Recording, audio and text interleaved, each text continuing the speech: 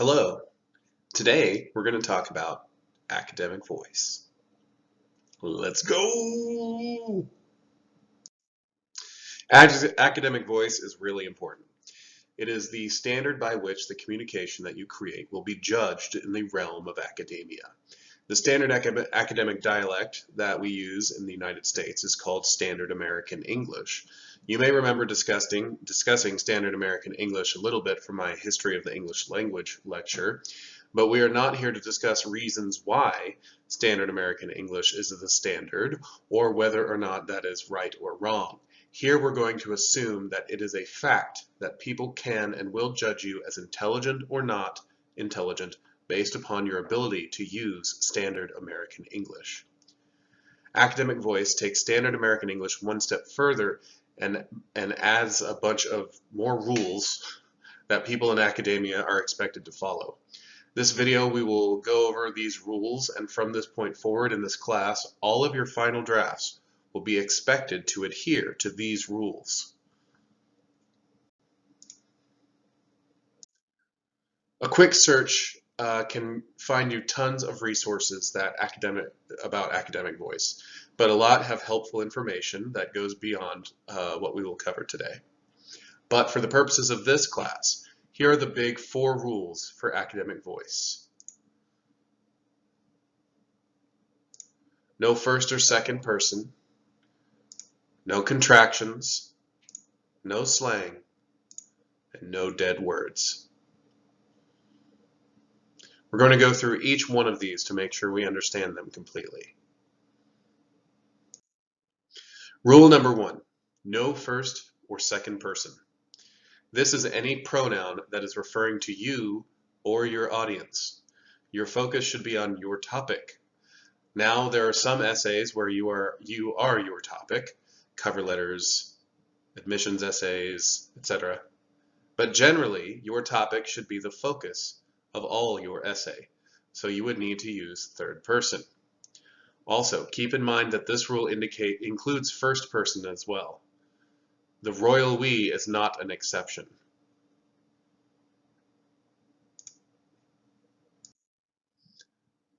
There's an example of using second person. Now I'm going to correct it. All right, in several ways, and I want you to see how that sounds. The first way students usually try to correct using second person is by exchanging it for the word one. So they will say this: some of one had a hard time doing this on the first essay, some of one didn't do it at all. This might seem humorous to you, but this is actually what some students do. And this is wrong. More sophisticated students might do this: someone had a hard time doing this on the first essay, but some other ones didn't do it at all. Slightly better, but still bad. Some students try to eliminate you altogether by using Control F and replacing all the U's to delete them. The result is this: some have had a hard time doing this on the first essay, some of didn't do it at all. Again, this is even worse. No. Others will try to correct it by saying, by using they, will be changed as second person to first person by using we or us. It sounds like this: some of us had a hard time doing this on her first essay, but some of us didn't do it at all. This sounds much better, and it is definitely better alternative than the other two, but it's still non-academic voice. First person is allowed in very, very limited capacity, and in academic voice, it has to be done correctly, so it is better to just eliminate altogether when we talk about that. So the proper way to correct the sentence, to eliminate you and not make any of the mistakes above, some of you might have noticed I have been doing it. I changed the subject to a third person. Some students had a hard time doing this on the first essay, and some didn't do it at all. It's really not that hard. It seems very difficult when you're not used to it, though. But the hard part is that you have to know what things are called. That's a vocabulary issue. And I'm afraid people graduate from high school with a much worse vocabulary than they used to. Anyway, the more practice you get, the easier it will be. So I should correct. What? Or should I say, the more students practice are using third person, the better they will get, instead of saying you. All right, so the main culprit of first person is people using I think or I believe, which is redundant in a paper that is already written by you. People think that they have to delineate their opinion versus facts, but this is not the case. An educated person can tell you what your opinion is without saying I think in front of it. It also makes you sound weak, like you are qualifying and giving permission for other people to disagree with you. People will disagree with you whether you give them permission or not. But taking great pains to acknowledge it makes you, the writer, seem like you are unsure of your own stance. This also comes from secondary teachers who say things like, "We don't want your opinion," whenever you're writing a research paper or STAR essay. They were wrong. This is not how the world of academic writing works. Everything is opinion, even the facts. Contractions are can't, shouldn't, wouldn't, and all these. All these are contractions. These are very informal, and we use them every day in speech, but in academic voice, the goal is to be precise and just eliminate contractions.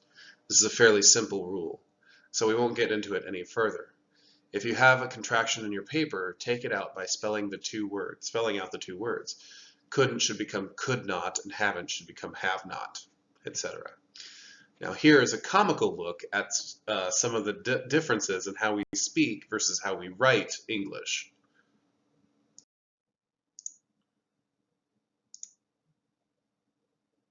Through is not a word. Donut is actually a shortened form of the word. Gonna and wanna, not words.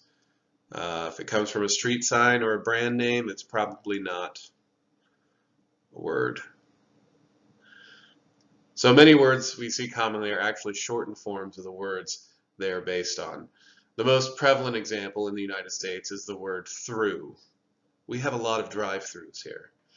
Because we are absolutely surrounded by them, because of glorious capitalism, everyone thinks THRU is how the word through is spelled.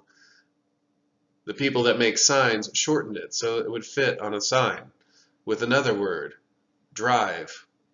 THRU should not appear in an academic essay.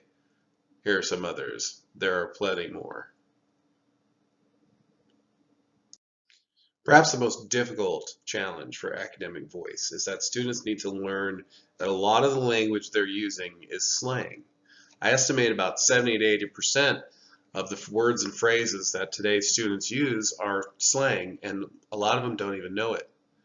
It's okay. It doesn't make you a terrible person. And in fact, that's part of my job, is to help you understand some of these are slang phrases. So on the next slide, there's a group of some phrases. I want to see if you can identify properly which ones are slang.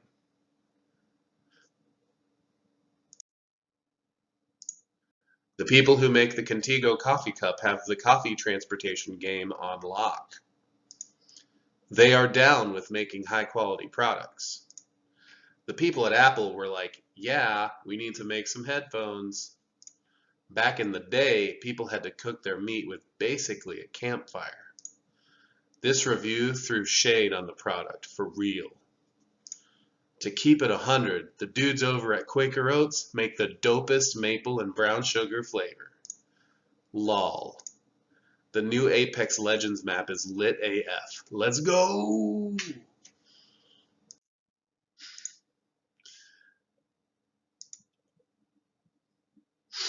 So this one is the game is on lock. Down with like yeah. So having the game on lock, being down with it like yeah, back in the day, through shade. Some people on number 4 think basically is slang. No, that not when it's being used in the dictionary definition, right? If you're talking about how someone's dressed and you say, "Girl, that's so basic," you're basic. That's slang. But if you're talking about basically a campfire, it's the literal definition. Anyway, um, back in the day, though, that's been around a long time. It's very slangy, right? The idea with academic voice is that people hundreds of years from now will be able to read that. And do you really think some of the cutesy little phrases that we use um, will be around in the English language in 300 years? Some will, but it's safer. The idea of academic voice is we only use the boring dictionary definitions of the words. And boring is a misnomer because, we can have a lot of fun with the language that we've already got. Fun fact, Shakespeare invented a bunch of words. John Milton invented a bunch of words, but they weren't writing academic essays, were they? Anyway, so there's that. Idioms are defined as a group of words that, when put together, mean something different than what the actual words mean. Think of a phrase like "under the weather." If you are a native English speaker, then chances are you know that when someone is feeling under the weather, they are feeling sick. But think about what the actual dictionary definitions of those words. Do you see now how that could cause confusion? Especially to someone who is not a native English speaker, or who is living 500 years from now when that idiom has fallen into disuse? How can someone be under the weather? If weather is in the sky, then aren't we all under the weather? All languages have idioms. Here are some examples of funny ones from other languages and countries. Notice the disconnect between the dictionary definitions of the words and what the phrase means. If you are not a native speaker of that language or from those countries, these phrases might sound silly to you, just as English idioms might sound silly to others. In Spain, "eres bien codo" apparently means "you are very elbow," it's what it says. It means you're cheap or frugal. Or "mucho ruido y pocas nueces" is a lot of talk and no walnuts. Walnuts? What does that have to do with walnuts? In Italy, "avere gli occhi forati di prosciutto," to have eyes lined with ham. Means you can't see something right. Your eyes are lined with ham. What are you saying? "She spilt de beleged Leberwurst." She's playing the insulted sausage. Means she's in a huff or upset. And in Mandarin Chinese, drawing a snake with feet means telling a story with long-winded, unnecessary information, which I've been accused of that in this class. Moving on. The fourth rule is a simple one, a list of no-no words. Here are some: good, bad, thing, stuff, I think, I feel, very, okay. The goal here is to make your writing more concise and precise. The English language has over 500,000 words, and there are that many different ways something can be good. These go beyond just the synonyms in the thesaurus. Practicing, forcing yourself to think about these words and learning more precise ones will improve your writing greatly. So this rule may seem simple and even somewhat arbitrary, but it is not. The purpose is to make you a better writer and better able to wield the unforgiving language of academic voice and standard American English. If you heard it in a rap song, chances are it's not academic voice. If it's a reference to a viral video from YouTube or TikTok, chances are it's not academic voice. If it comes from an inside joke among your friends in school, chances are it's not academic voice. If I tell you something is not academic voice, I'm not saying you are stupid or somehow an inferior human being. Please understand that. People sometimes get offended when I tell them they are using is considered slang in standard American English. Don't. Standard American English is a dialect of English like any other. It just happens to be the one that became the standard. Hopefully, you can see the value of everyone agreeing that a certain dialect is the right one. Other languages go a step further, like Spanish and French, who have governing bodies that decide what is real Spanish or French and what isn't. The Real Academia Española, or Royal Spanish Academy, was founded in the 1700s to cleanse, fix, and enhance the Spanish language. We have no such governing body in the English-speaking world, and there are many, many dialects. That being said, a good way to think about academic voice is having to explain something to someone who hasn't seen all your movies, is not your friend, grew up in a different country, and has never listened to any of the music you have listened to. Because believe it or not, those things are ephemeral, transient, and temporary. Today's popular things are tomorrow's lame things. Academic voice is designed to enable communication beyond that. Academic voice is like etching your ideas in stone so that people hundreds of years from now can read what you wrote and understand it. It is also what allows us to read what people wrote hundreds and in some cases thousands of years ago. And if that doesn't seem cool to you, then I guess you can just go watch the new season of Stranger Things or whatever else is important at the moment. Here's something you can do that might illustrate my point. Ask anyone who is over 25 years old to look through their old high school yearbook, and I will guarantee that they will laugh at silly hairstyles and clothes that they thought were so cool. If you haven't had that moment yet because you're still young, do you think that you won't? That doesn't mean that writing should be devoid of all humor and character. Academic voice can be funny as well. Dave Barry is an example. Many of his essays are written in academic voice, and he is still able to be hilarious. Keep in mind that academic voice isn't designed to sound superior to other dialects.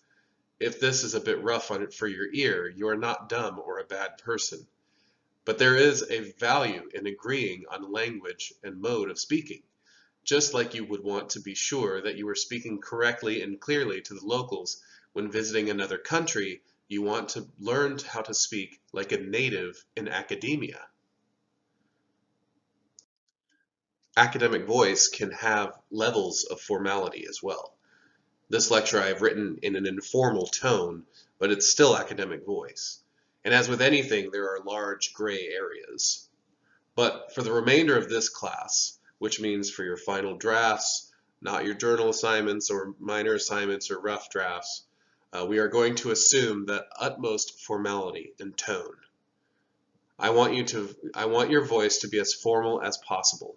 So to review the rules, no contractions, no first or second person. I, we, us, you, your, and commands. Don't just replace them with one either. No contractions. Can't, won't, gonna, shoulda, woulda, ain't, y'all. No slang. This will be difficult and you won't get it 100%, but I will be pointing out mostly in your rough drafts, hey, this is slang, this is slang, this is slang. You need to fix that. You'll need to rewrite that. And then dead words. They're just weak and terrible, and we want to avoid them. So that's academic voice. Good luck.